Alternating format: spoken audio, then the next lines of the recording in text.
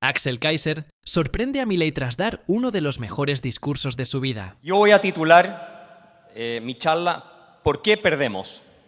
Y quiero ofrecer una respuesta a esta pregunta a la luz no solo de el trabajo intelectual realizado en las últimas décadas, sino también de mi experiencia personal luchando en la región en que la alternativa marxista y socialista se encuentra más viva que en ninguna otra del mundo, que es América Latina.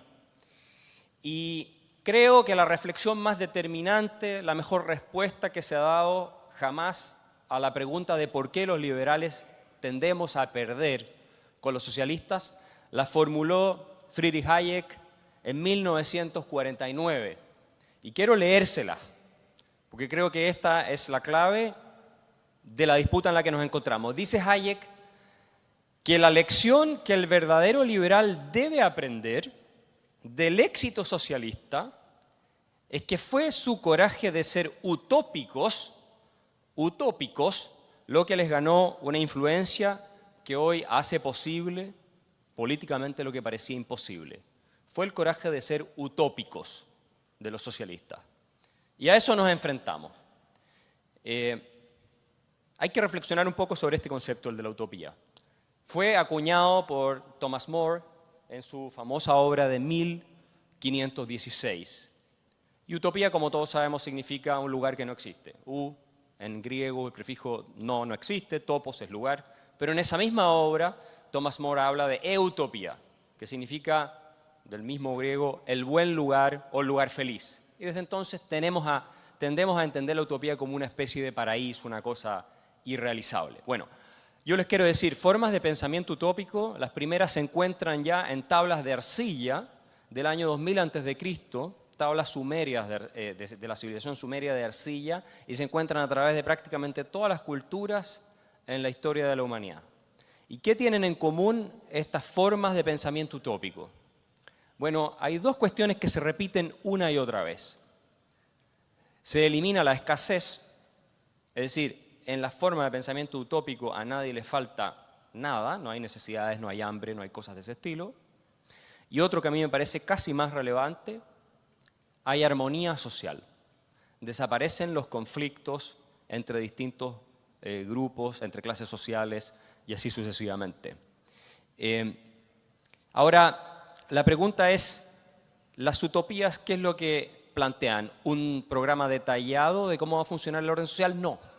Son sueños sociales bastante etéreos con ideas generales sobre cómo va a ser un orden de tipo perfecto. Y este es el punto. Las utopías normalmente tienden a ofrecer un orden de tipo perfecto. Como ya está todo bien, no hay movimiento en una utopía y no hay necesidad de cambio. ¿Quién quiere cambiar algo que está perfecto? Nadie. Ahora, ¿cuál es la esencia de la utopía socialista? Todos sabemos que los socialistas trabajan sobre la envidia y el odio, eso es cierto, pero no solo trabajan sobre la envidia y el odio. Como bien dijo Bertrand Russell refiriéndose a Marx, que estaba más preocupado, dijo Bertrand Russell, de destruir a la burguesía de que aliviar las condiciones del proletariado. Eso es lo que motivaba a Marx, el odio. Pero también es verdad que prometió esto que estamos hablando, fluirán a chorro lleno los manantiales de la riqueza colectiva. Lo dice textualmente en la crítica al programa de Gotha. Pero no solo eso. Marx prometió, y los socialistas en general han prometido, y aquí es donde perdemos nosotros los liberales, una utopía de amor fraternal. Eso es lo que prometió. Cuando el Papa Francisco de este país dice que son los comunistas los que piensan como los verdaderos cristianos, lo estoy citando textual, a lo que se está refiriendo es que hay una intuición moral impresa en la utopía socialista que refleja, rescata esos valores fundamentales del mensaje cristiano que tienen que ver con tú no vas a estar solo. Déjenme citar a uno de los filósofos marxistas más importantes del siglo XX, Gerald Cohen, que fue profesor en Oxford y que escribió un libro que se llamaba ¿Por qué no el socialismo? Why not socialism? Cohen dice lo siguiente cuando define el socialismo. Dice, socialismo significa comunidad.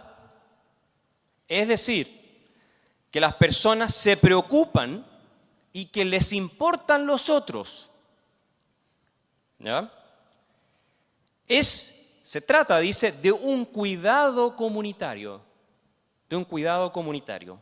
Y eso requiere, por lo tanto, de una experiencia de vida similar de todas las personas. Si tú eres multimillonario, no puedes tener una experiencia de vida similar que una persona que es pobre. Y por lo tanto, la idea de comunidad desaparece. Esto es muy importante tenerlo presente. Porque el problema del liberalismo, yo diría, de los que estamos en esta lucha, pasa por dos partes. Por un lado, el reduccionismo económico en el que ha caído. Roberto hacía alusión a eso en ese famoso texto de James Buchanan, The Saving the Soul of Classical Liberalism. Y es cierto, nosotros los liberales nos hemos enfocado demasiado en el discurso técnico-económico, del crecimiento del producto, de los números, de la movilidad social, y hemos perdido el alma del liberalismo clásico. Y estoy hablando de que ese es el alma capaz de seducir, es el alma del liberalismo clásico. Y no estoy diciendo que la discusión económica no sea relevante, es fundamental, pero la hemos reducido a eso. Y en Chile, un gran ejemplo de reformas liberales exitosas a nivel mundial, nosotros destrozamos el país porque los economistas y los expertos en políticas públicas perdieron el debate contra los filósofos y los juristas de izquierda. Esa es la realidad. Los economistas discutían con números y los filósofos y los juristas de izquierda discutían con teorías de justicia. Y el argumento moral siempre va a ser más poderoso que el argumento técnico, porque convoca algo mucho más profundo que el argumento técnico. Esto yo lo advertí, lo escribí, terminó ocurriendo y ahora estamos tratando de revertirlo también con argumentos morales y es la gracia que ha tenido Javier Milei en Argentina. Javier Milei ha hecho el argumento moral más que el argumento económico en favor del movimiento libertario que tenemos acá y eso ha sido la clave de la transformación cultural que se está viendo hoy en Argentina.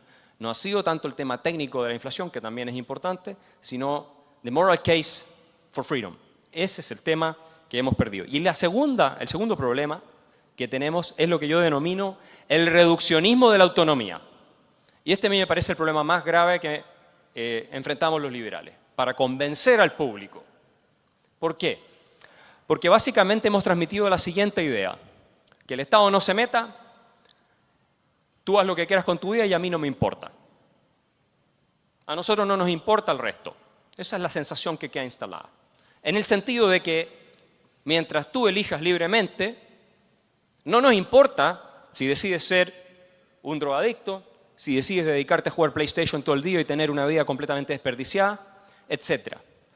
Es la sensación que se transmite en esta discusión. No digo que eso sea la realidad de los que pensamos de acuerdo a las ideas de la libertad, pero esa es la sensación que queda instalada. Mientras al socialista le importa el otro, se preocupa por el otro, por esa idea de comunidad, los liberales decimos autonomía, que el Estado no se meta y después no nos importa el resto. Entonces, se sienten muchos abandonados desde el punto de vista del discurso liberal.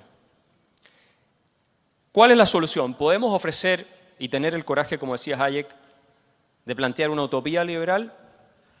Me parece que una utopía no, como la analiza Karl Popper, pero sí una utopía realista podría ser posible y ese es el concepto de florecimiento humano, que hemos trabajado con Gonzalo en Archbridge. No solo es potente desde el punto de vista retórico esa idea de florecimiento humano, mucho más que la de progreso económico. ¿Sí? Florecimiento humano en sí es un concepto mucho más poderoso, sino que además implica que nos hagamos cargo de una serie de dimensiones que tienen que ver con la vida de las personas, como por ejemplo, y esto lo voy a dejar planteado y no lo voy a analizar en mayor profundidad, la idea de una vida buena. What is a good life? ¿Qué respuesta ofrecemos los liberales a la pregunta sobre cuál es una vida buena, respetando obviamente los proyectos de las personas de hacer lo que quieren con sus mismas vidas?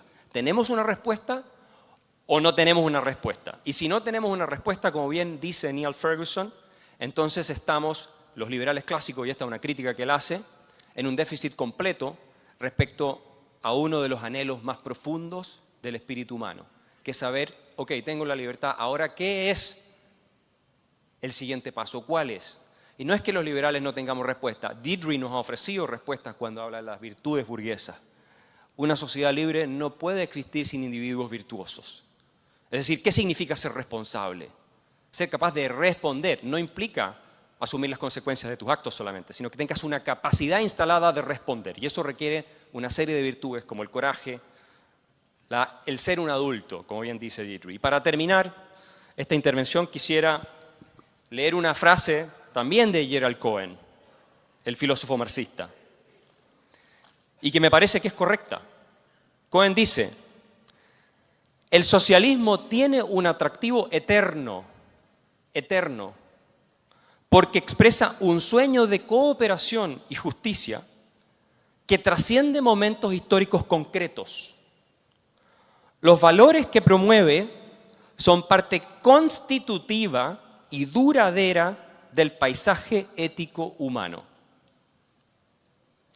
Mientras los liberales no nos hagamos cargo de formular una alternativa convincente a la promesa utópica socialista que se haga cargo de estas características del paisaje ético humano, vamos a vernos derrotados una y otra vez por los socialistas. Muchas gracias.